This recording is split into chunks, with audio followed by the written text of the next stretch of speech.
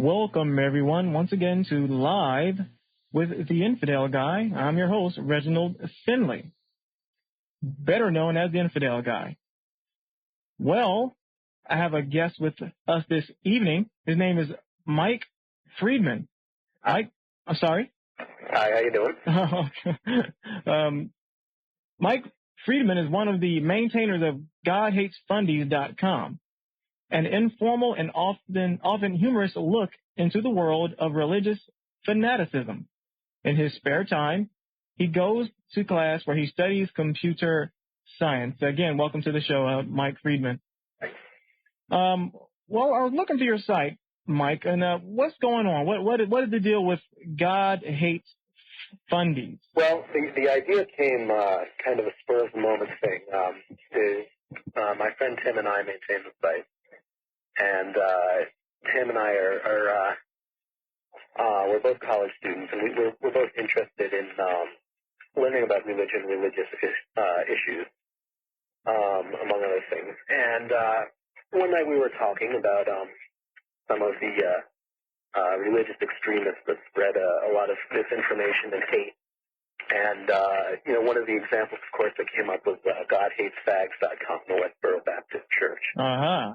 And we decided, hey, wouldn't it be funny to start GodHatesFundies.com?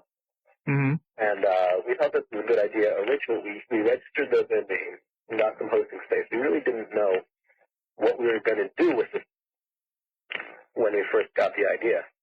Okay. We didn't know if we were just going to make a parody site to have some actual information on there. We decided to basically just make a site with all sorts of information, sort of from a rational, secular perspective. And we don't, we had some funny stuff on there and some serious stuff. It's not just a direct response to God Hates Fags. Obviously, the name is a parody of that, but what it is, it's just sort of a response to irrationality and stupidity. We don't advocate or endorse any particular view. Okay. We're interested in hearing from anybody who's interested in talking intelligently. Yes, that's pretty much it. It's very new. Mm-hmm. We started creating the site just about a couple months ago, I think. Okay. And we're interested in getting writing from anybody who's interested in contributing to the site. They can check out GodHatesFundies.com and email either Tim or myself. Mm-hmm. If you're interested in contributing anything. We're looking for humor and opinion pieces are fine. Also pieces debunking a lot of so-called creation science is something we're interested in. Ah, okay. And we have a couple pieces on there right now about creation science, of course, in quotes. And that's it. And right now we're just we're looking for people to contribute to the site, and it's essentially a hobby. We okay. And write it in our spare time, which is lacking, unfortunately. Okay, well, I mean, why the title God Hates Fundies? And I would like to know, what kind of responses do you get? Right, well, that's a good question. Again, the name, of course, is just a joke, really. Mm-hmm. About God Hates Fags. Like, the name, we don't hate anybody. Okay. We're not spreading hate or anything like that. Like I said, we don't endorse any particular view of anything. Tim and I are both atheists, but we don't really care what you are or anybody else is.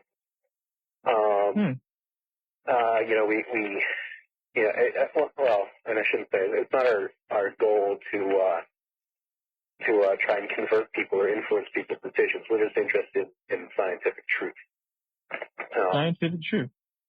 And mm-hmm. So the name, of course, I guess it's there, primarily for shock value.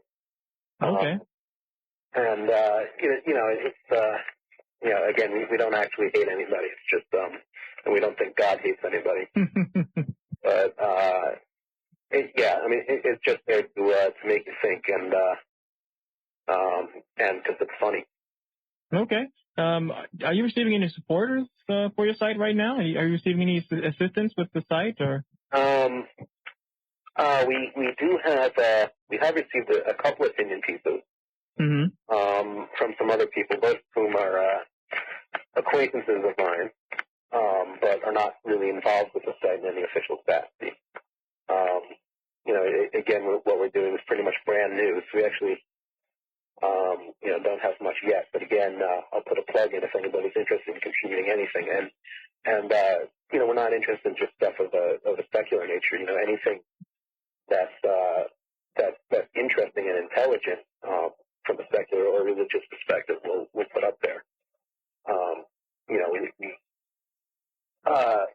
We just want to make people think about stuff. Right. I'm sure you get your share of hate mail.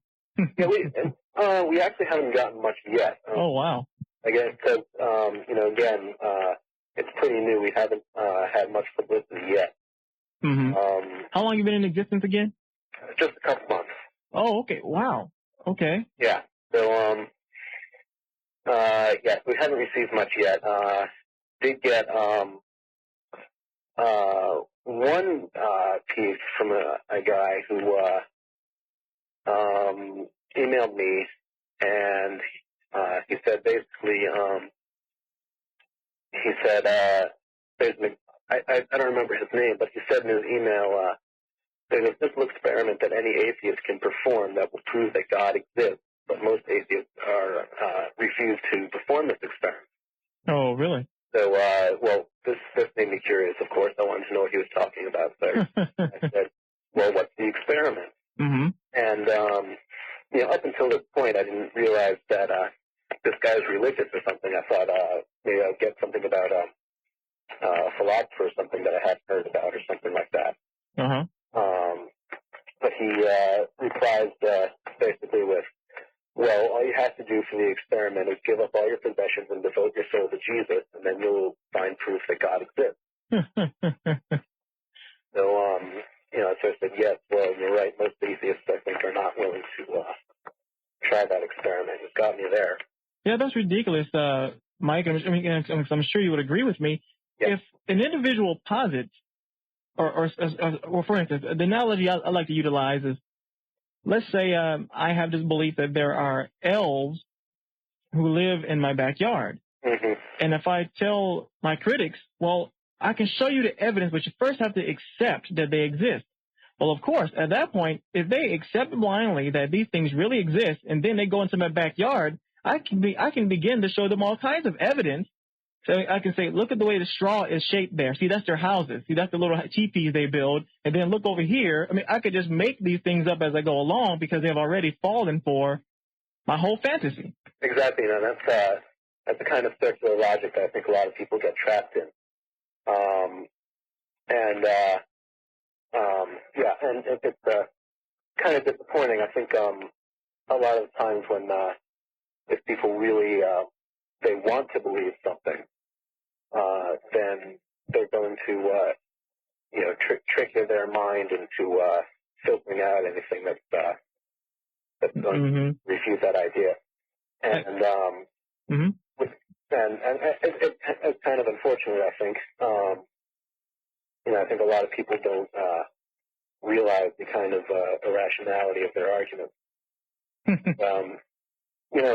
Again, we're not calling anybody stupid or irrational for believing what they want to, but I think it's sort of our duty as people to at least examine what we're believing in, and at least be open to accepting other people. It doesn't mean you have to respect the beliefs of other people. I think that's a notion that's gotten ingrained in a lot of secular society that's wrong. Okay. I don't think you have any obligation to respect people's beliefs, but I do think you have an obligation to yourself to at least be willing to learn anything, even if you disagree with it. You should always be willing to learn things. That's right. see some people in the chat room talking about a few things here. Mike, you are not on a cordless phone, are you? No, I'm not. Okay, just make sure. I got a little bit of buzzing here on the end, but that's okay. We can still hear you. Well, how long have you been an atheist?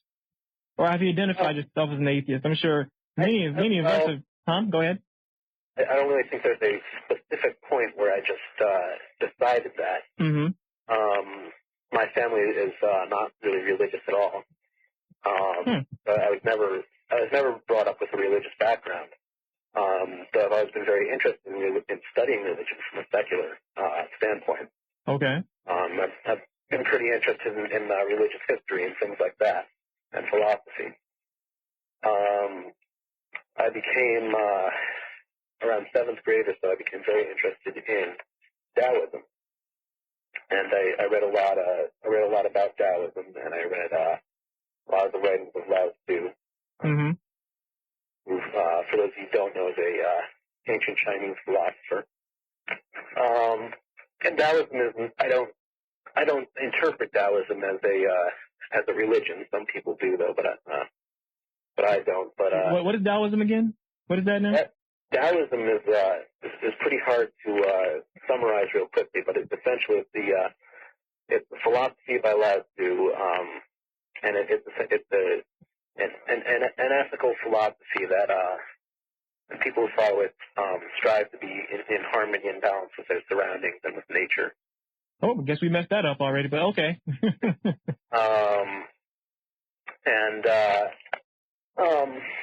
So yeah, I do that as sort of an ethical standard that I try to live up to. Okay. And I've been very interested in that for a long time. But there was no point when I just decided, okay, I don't believe in God. I don't really think I ever really did. I do believe in something larger than all of humanity, something larger than people. I think there's a binding force between people that's the result of people, but not anything hyper intelligent to people. Mm. You sound like I don't know if you can call that the Tao, you can call it love. The cause of all being. Right. Something like that. Right. The force. The force, exactly. Right. But I've never really liked the idea of an intelligent deity, a father figure, if you will. I don't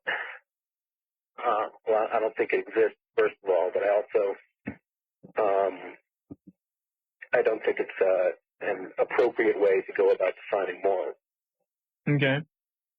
I'm sure you get this question all the time too. Well, then how do you, as an atheist, how can you be moral if you don't have an absolute system of morality given to you by God?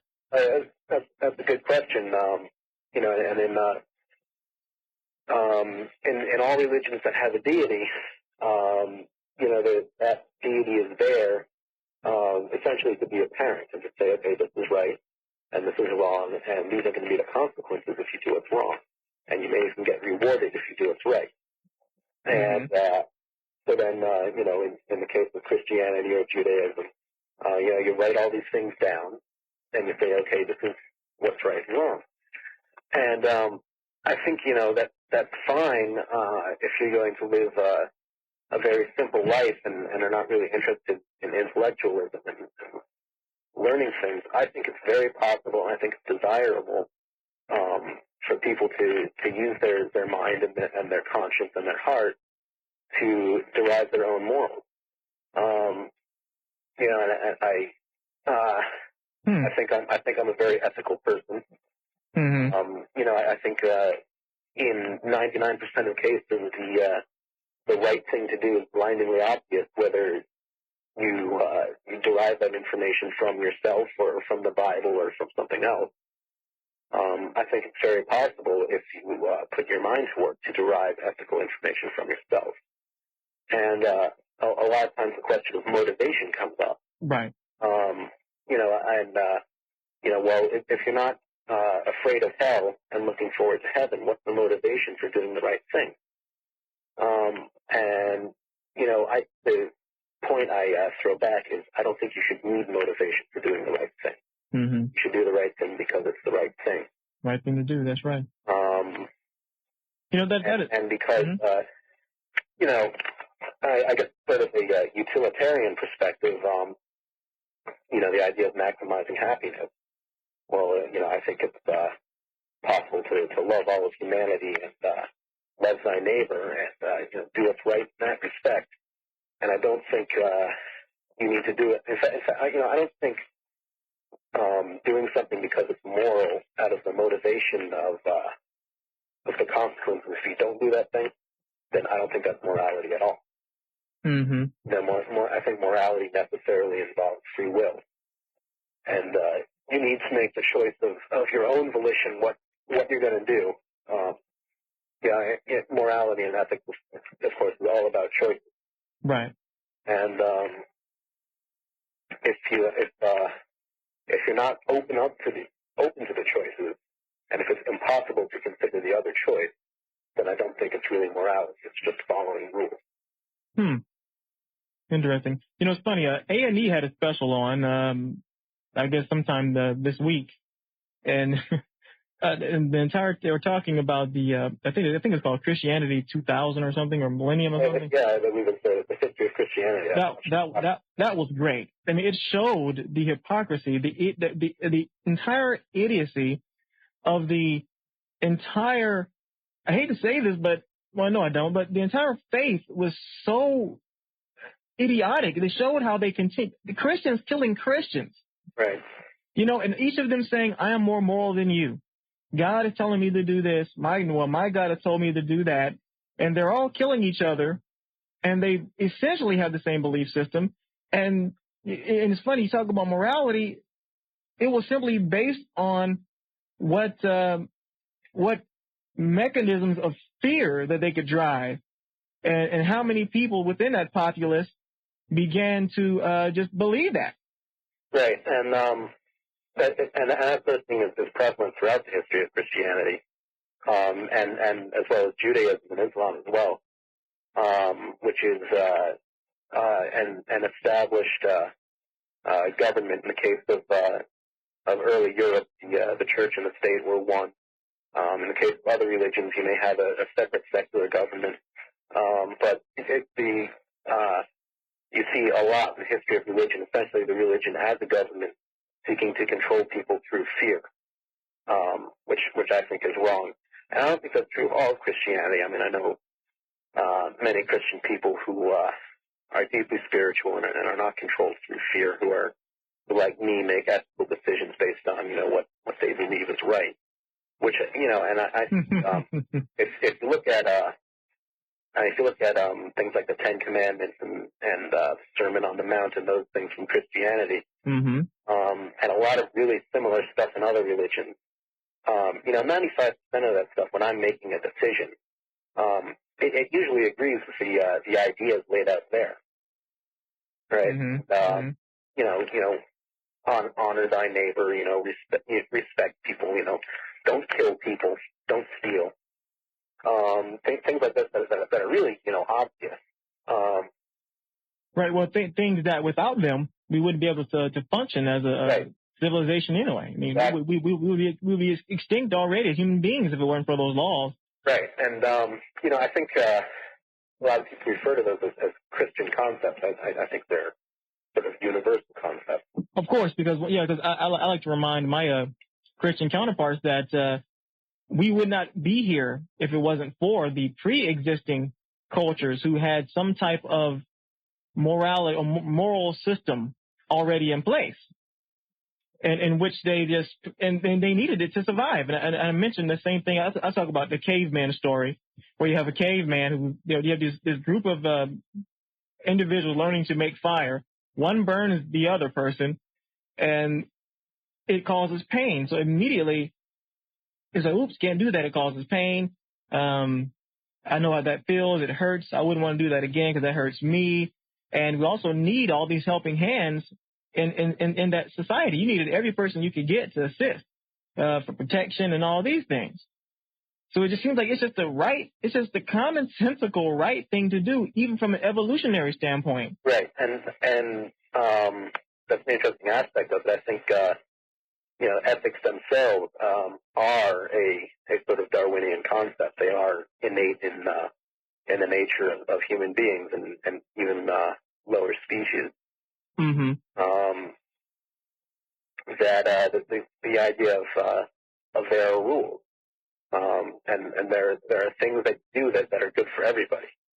So yeah, if you look at it from a scientific perspective, there are things you do that or things you don't do that are gonna help the species survive. And I think ethics are innate to people. So I'm an optimist in that regard. Yeah. I think criminals, people who go against the ethical code. Mm-hmm. I think the reason they do that is because of whatever negative influence has been in the society. That's right. I think people who I'll call so-called pure. I don't know if that's the right word, but people who are unaffected by all the influences around them. I think those people are going to be ethical. Mm-hmm. And once again, it's almost like as if it's an evolutionary progression. Right. It's if every one of the following generations after me continue with the same type of thinking processes, well, of course they'll be more ethical human beings, and I think being that way also helps an individual, I think, survive longer. Yeah. There were many situations that I've been involved in, Mike, where I could have been killed. Right. If I didn't utilize my brain and understand, well, what other ways can I get out of this situation and not only protect my life, but maybe other people around me and things of that nature. And I just thought my way out of that situation when in many other circumstances, and especially I'm here in Atlanta, Georgia, and many people, they get killed all the time. Yeah. Because they just do not know how to react to certain situations in a certain way. And it's almost as if they're being weeded out, by evolution. It's like people have to think. And a friend of mine with the Atlanta Free Thought Society told me, let the Christians keep believing what they want to believe. Let them keep doing what they want to do. They're going to die out. And I thought that was interesting with the way he worded that, but I don't think he meant the religion per se, but right. And I'm sure you know about books that there's this book written called Christianity Must Change or Die or something like that. Mm-hmm. And it was saying that they have to think.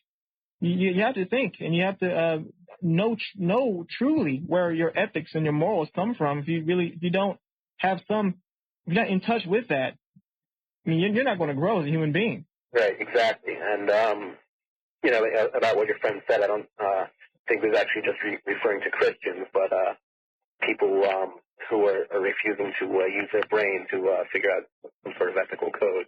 Right. Because again, of course, there are many Christians who do use their brain, and there are many who are complete idiots, and there are many secular people who are complete. Oh, that's true too. Yeah.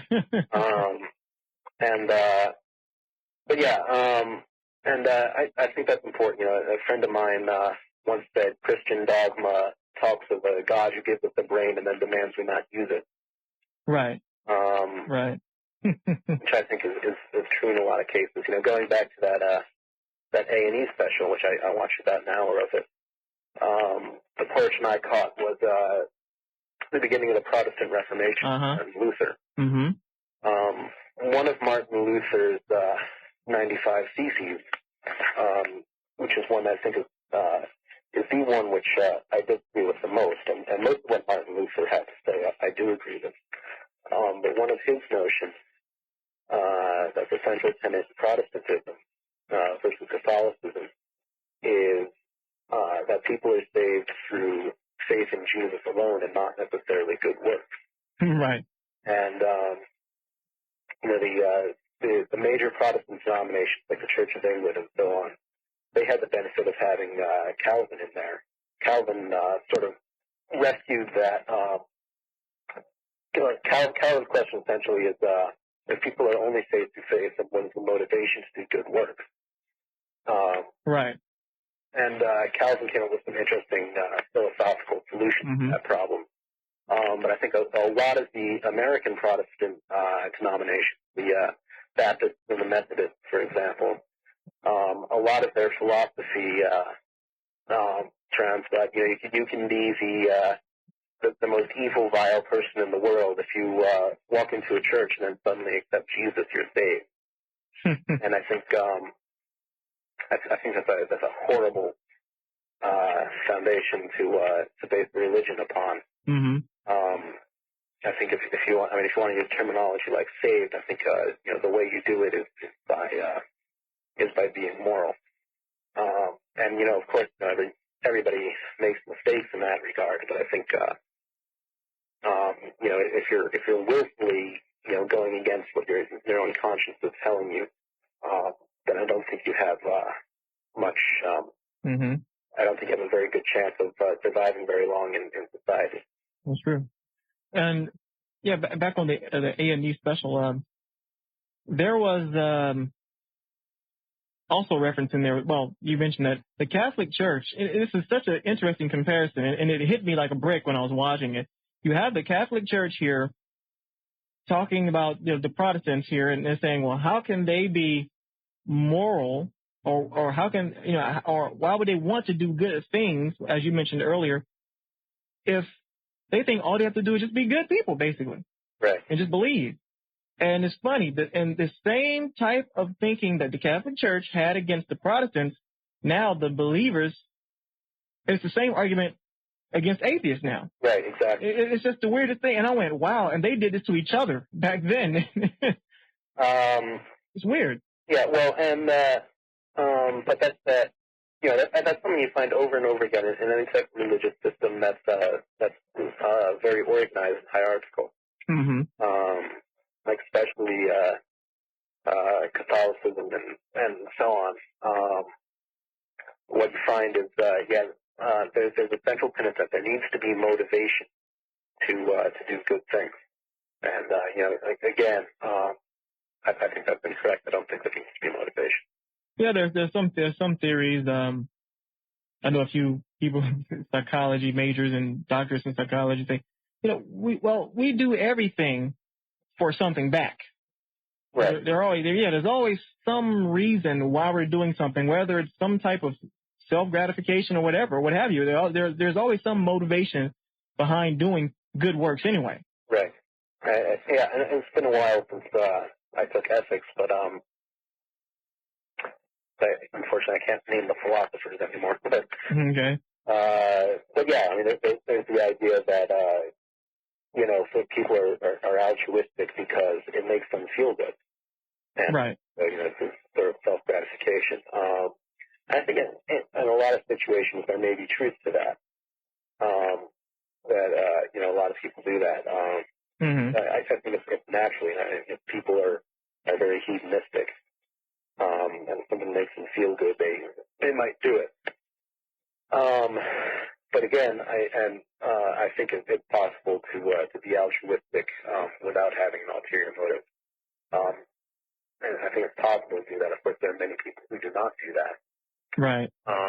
On the secular and the theistic side, yeah, that's right, true. Exactly. And but again, I think being altruistic with an ulterior motive is again not really being moral.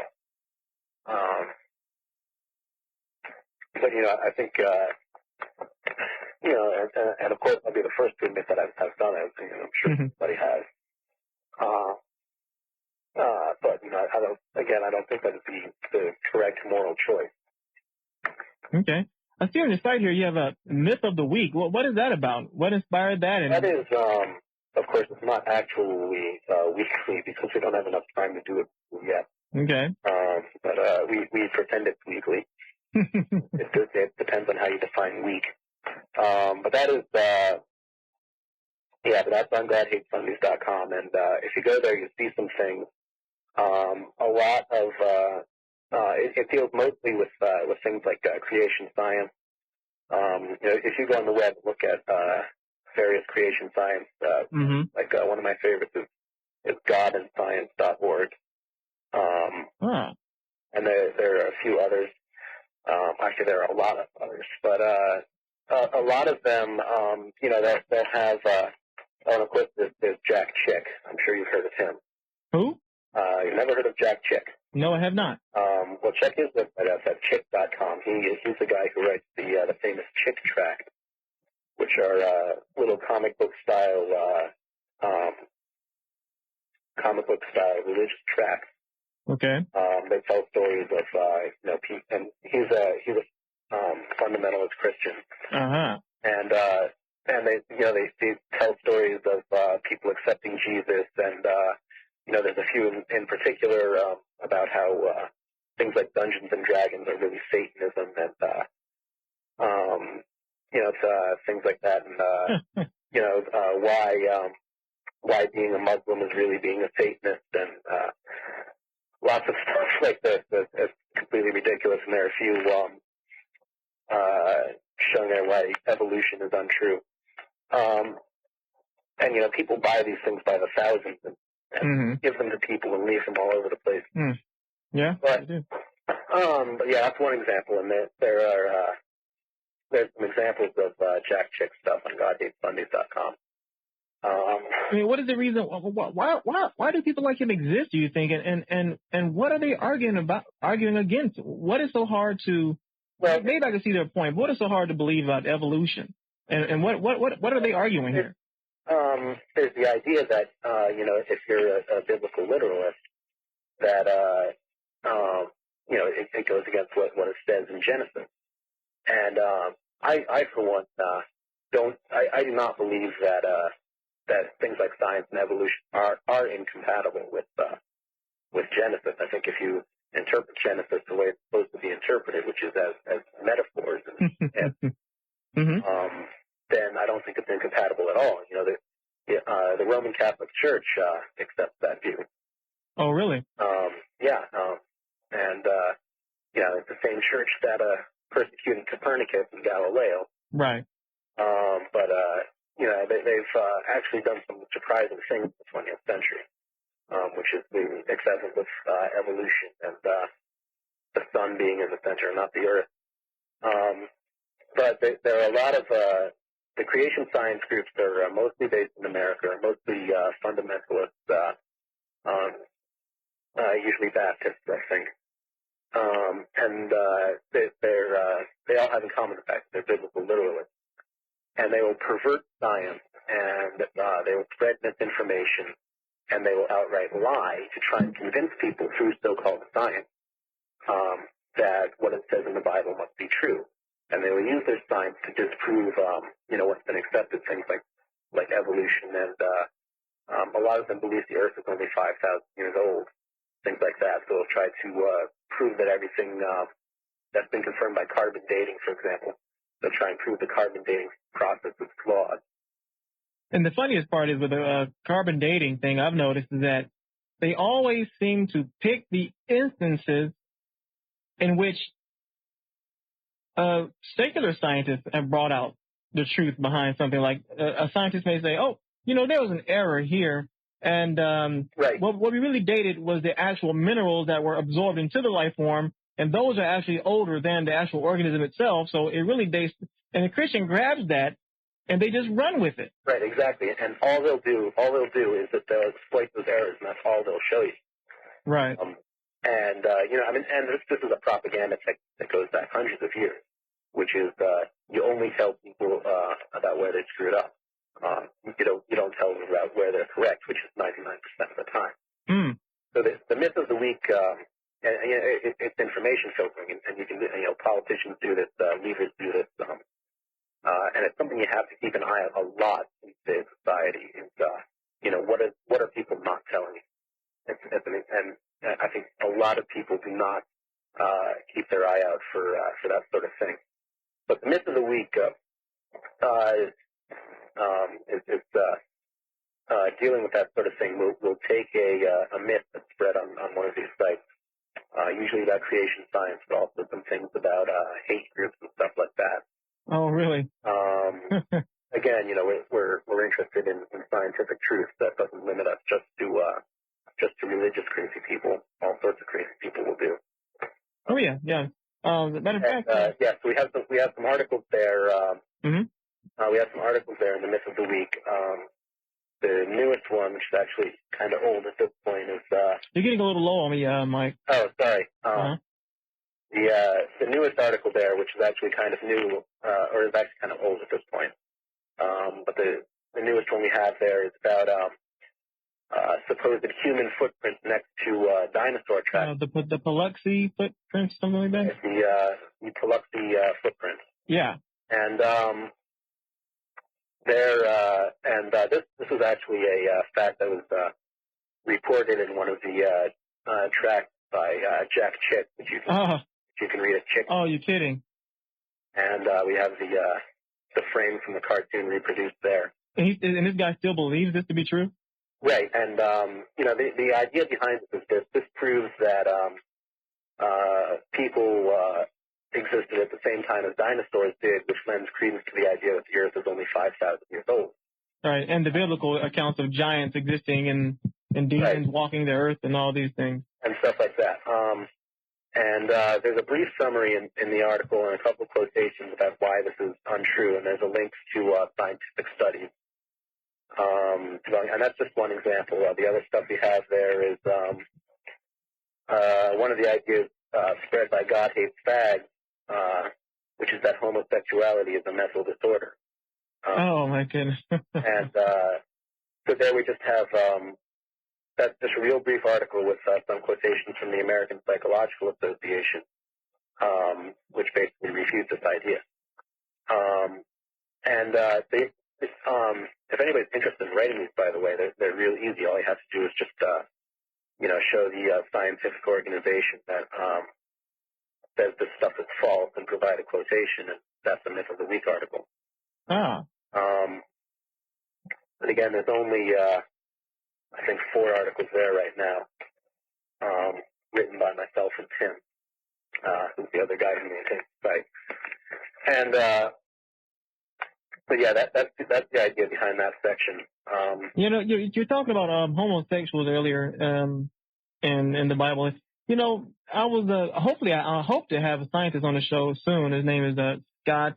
His name is Scott. I don't even know his last name, but he does some research in DNA. But I was thinking about the Human Genome Project. I don't know how true this is, but I've been hearing over and over again that the Human Genome Project has actually supplied some evidence. There is strong evidence as a result of the Human Genome Project that homosexuality may be genetic. Yeah, that wouldn't surprise me. And I find that very interesting, and I try to mention that. I'm sure not every case, because I know the environment can be very manipulative, of course. Exactly. But I've tried to mention that new evidence to some people, to some fundamentalists at one of my old jobs, and they, regardless of the truth, even if it was a concrete truth, I told him I don't know absolutely, but there's strong evidence in that direction. He said, well, I don't believe it. I will never believe it because it contradicts my faith. Right. That's scary. Yeah, and that sort of thing is scary, and I don't really know much about the Human Genome Project or genetics or biology. And I mean, my personal guess would be perhaps a mixture of both genetics and the environment. Oh, definitely, because many of us, we have a lot of, as you know, human beings have over 3,000 different genetic disorders. Right. So your environment, depending upon what environmental situation you're in, could easily, if you're in that environment consistently, could easily change. Right. I'm not going to pretend to have any idea what actually causes homosexuality or if anything actually causes it at all. Right. But yeah, the idea there is that refusing to believe scientific truth because it contradicts faith. Yeah, you're right. That is a frightening concept, and even if you don't want to believe something, again, I think you have an obligation to at least open your mind to it. I don't believe 90% of what's in the Bible, but I'm probably more familiar with 15%. A lot of religious people that I know. Mike, you're mentioning the dinosaur footprints, and it's funny you mentioned that. It's been proven over and over again due to many ancient, not manuscripts, and that we're looking for, but tapestries and things of that nature, that the whole concept of these demons and these monsters and all this stuff probably came from ancient peoples finding dinosaur bones. Yeah, I think that's probably true. It's strange because mainstream science didn't even know about dinosaurs until the late 19th century. Right. Yeah, I think that's very likely true.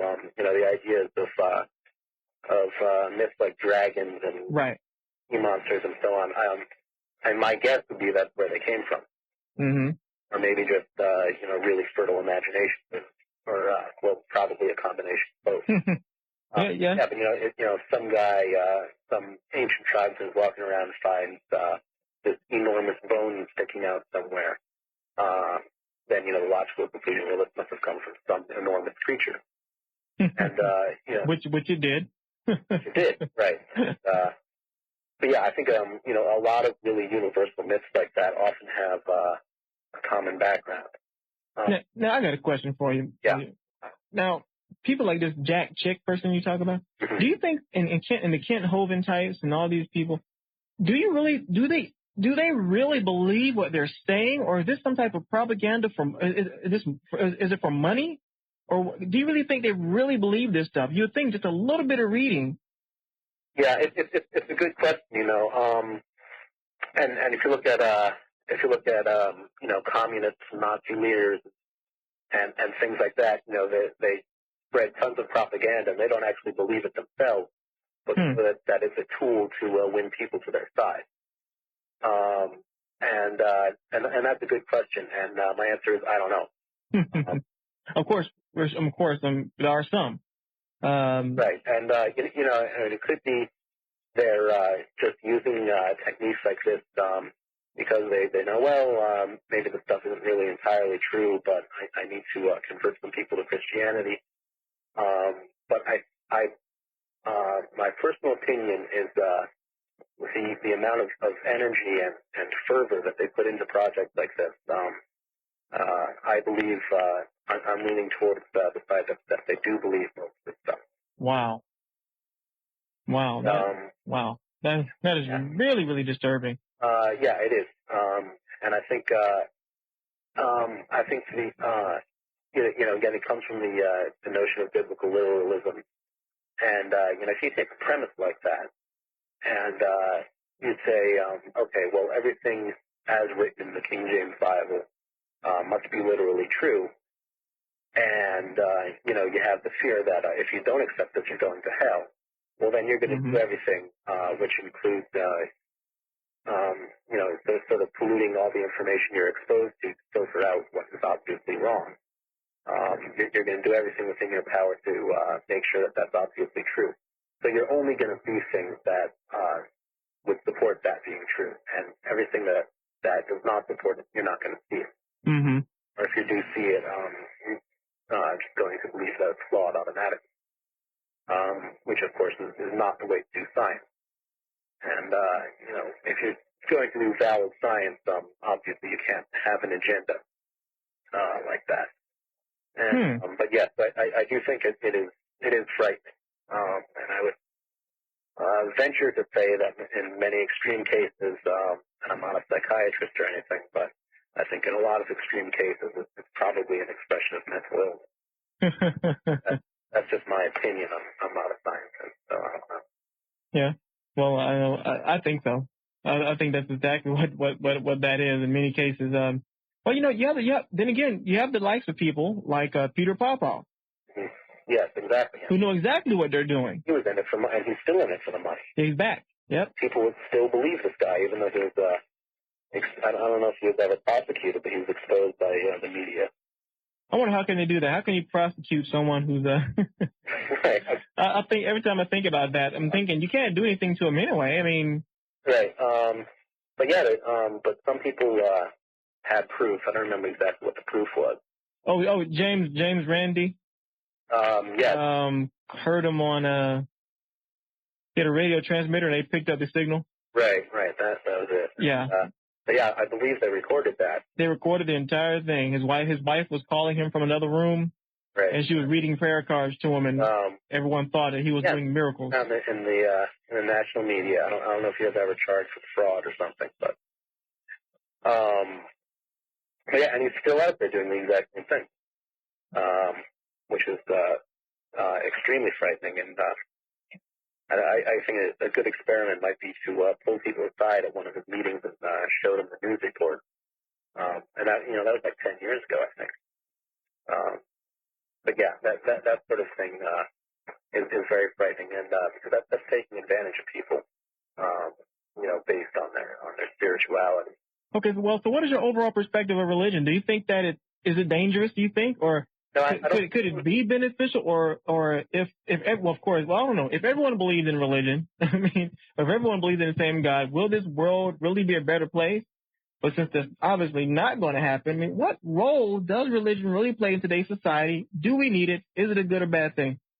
Okay, that's a lot of questions. First, I don't think religion is a bad thing or is evil. If you're talking about, religion as a whole, there are a tremendous amount of deeply religious people who are excellent human beings, who are devoutly religious and who are extremely moral and intelligent people. What I do think is dangerous is, I don't know what the appropriate word is, but I would say the abuse of religion by either those in power to manipulate people, or the abuse of religion by people following that religion to justify anything that they want to do. A terrific example of that is Fred Phelps in God Hates Fags. Right. But Michael, it's an untruth. Sorry? But it's an untruth. Is that okay? Well, I don't think I don't think that all religion necessarily is an untruth. I think a lot of aspects of Christianity are. But again, I mean, you look at like Unitarian beliefs and things like that. Sort of recognize the Bible as myths that are meant to teach morality, and that can recognize a greater power that's not necessarily an intelligent deity. As simple like I was talking about before, things like scientific concepts like Taoism or the Force. I think religion in that sense, I don't think is dangerous at all. I think it's a very positive thing. Okay. And I believe the idea of religion can be expanded to include things that don't necessarily include the notion of a deity. Right. But do we need it? I don't think it's necessary. But I don't think it's necessarily a bad thing either. And I mean, if people want to be religious, there's no reason we shouldn't stop them. Right. We should stop people from doing things that are immoral. That's why we have a secular government, a secular legal system. And of course, we should not tolerate religion being used as an excuse for violating that system. So I don't think there's any difference between murdering somebody because they screwed your wife and murdering somebody because your God tells you to. Murder is murder. Yeah. So no, I don't think I need religion, and I don't think society necessarily needs religion. Okay. But it of course should definitely be allowed to exist. And I think religion can be a very positive thing. I know me, and I don't really talk much about my own personal beliefs, but I think that, of course, it was a tool utilized at one point to try to explain the seemingly unexplainable. Right. Well, really, it was explained to them. That's what they believed. Other people posited those these personifications of nature, and and gods have existed ever since. It's like, so it had its point at one point. I remember one theist proposed that the first religion was originally science. Yeah. And I see where in a sense, I see where it's coming from. It wasn't the modern scientific method that we utilize today, but they were drawing conclusions based on what they thought they saw, to the best of their knowledge. Right. And it makes a lot of sense. see a lightning bolt, a god must have done Right, something did it, right? Yeah.